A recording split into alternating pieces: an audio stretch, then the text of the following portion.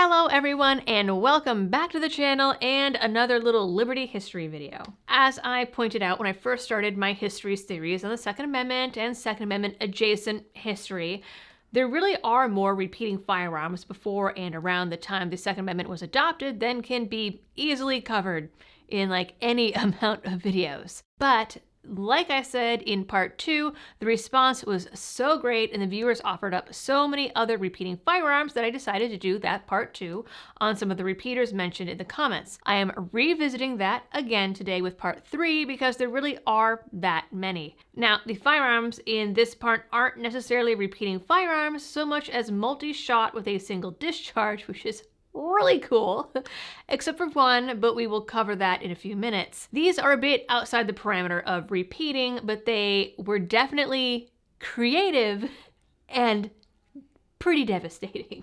But before I get into today's list, this video is brought to you by Blackout Coffee Company. Blackout is a Florida-based coffee roaster that has strong roots in supporting Second Amendment rights and traditional values. They support channels like mine and have dedicated partner roasts that raise money for GOA, FPC, and even the Second Amendment Foundation. So to get a cup of coffee, tea, or hot chocolate that you can be proud of and help support the channel, go to blackoutcoffee.com/libertydoll, and as a bonus, you can use code LibertyDoll for a one-time 20% discount. So, ladies and gentlemen, join me on a quick little side quest into the destructive weapons, other than repeating firearms, around the time of the Second Amendment and before. The duckfoot gun was suggested by these viewers. The duck's foot pistol was named for obvious reasons.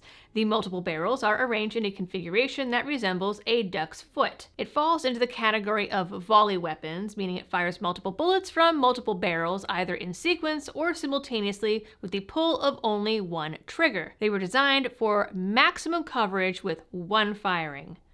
I cannot even begin to imagine the recoil.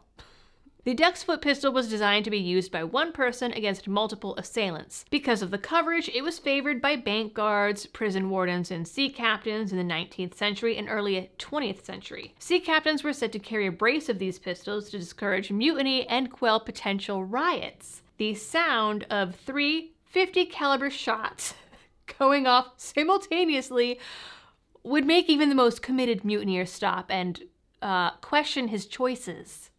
Can you just imagine getting hit with one of those? No, thank you. There were many versions of this pistol throughout history. And next up, volley guns, the general category, were suggested by this viewer.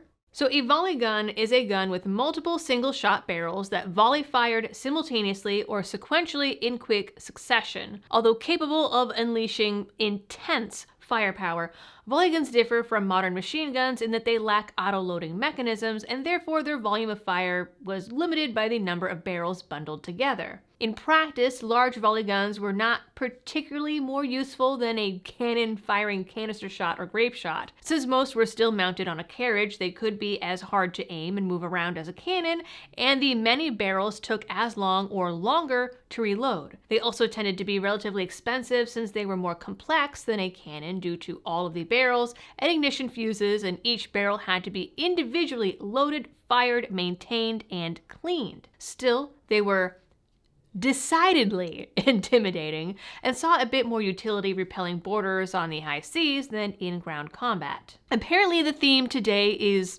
sea captains and pirates.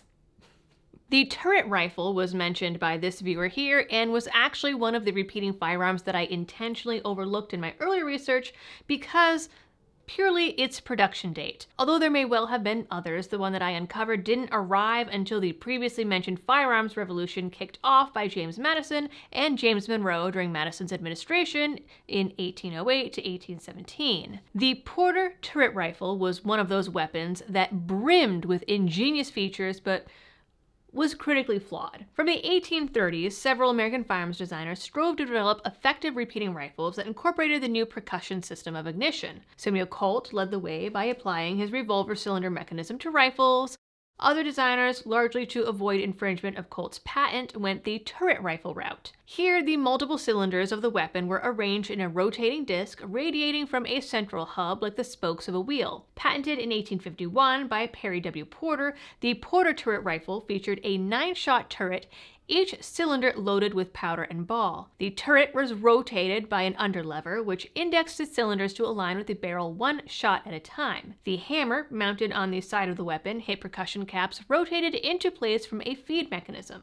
And of course, what video would this be without mentioning the blunderbuss? Few weapons inspire imagination about the sounds of a Revolutionary War battlefield like a blunderbuss. The name blunderbuss comes from the Dutch word dunderbuss, which translates to thunderbox, an accurate description of the surprisingly explosive effect this gun created. Now, a precursor to the shotgun, the flintlock blunderbuss was often issued to cavalry or, again, naval troops, we have a theme today apparently, for use in close-quarter combat. With a short, large-caliber barrel just shy of 15 inches and a flared muzzle, the blunderbuss was best for use at short range to scatter shot or other damaging projectiles. Yes, I said other projectiles.